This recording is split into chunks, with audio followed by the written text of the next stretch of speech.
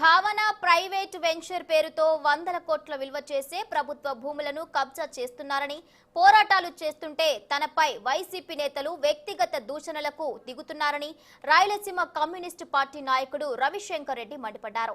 కడపలో ఆయన మీడియాతో మాట్లాడుతూ తనపై రౌడీ షీటర్ పెట్టడం అక్రమమని జిల్లా ఎస్పీకి ఫిర్యాదు చేసింది వైసీపీ నేతలేనని అన్నారు.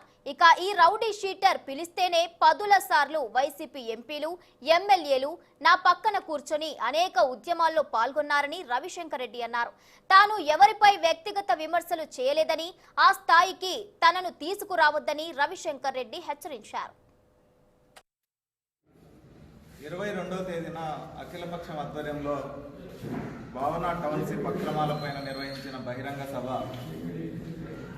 అనేక నిర్బంధాలని, దౌర్జన్యాలని, పోలీసుల ఆంక్షలని ఎదిరిస్తూ ప్రజలు అంత పెద్ద సంఖ్యలో తరలి రావడంతో ఆ భావన టౌన్షిప్ యాజమాన్యానికి, బుద్ధ ఇన్ఫ్రా ప్రైవేట్ లిమిటెడ్ యాజమాన్యానికి బైర్లు కమ్మి, ఆ బైర్లు కమ్మిన మైకంలో ఏం మాట్లాడుతున్నామో తెలియకుండా అడ్డగోలుగా అసత్యాలని, అబద్ధాలని, అర్ధసత్యాలని, నోరుంది కదా అని, మేము మాట్లాడితే పేపర్లలో వస్తాయి కదా అని, ఈ సాగు తెలివితేటలు ఆయనే కాదు వేరే వాళ్ళే, అది కూడా తెలుసు మాకు ఎవరి అయింది. ఈ సాగు తెలివితేటలు ఎక్కడి నుంచి వచ్చినాయో, ఎవరి నుంచి వచ్చినాయో కూడా తెలుసు. నేను చెప్పదలుచుకుంది ఏంటంటే ఆ సాగు తెలివితేటలు ప్రదర్శించే వాళ్ళ జోలికి ఇంకా పోలే మేము, ఈ ఇష్యూ డైవర్ట్ అవుతుందని.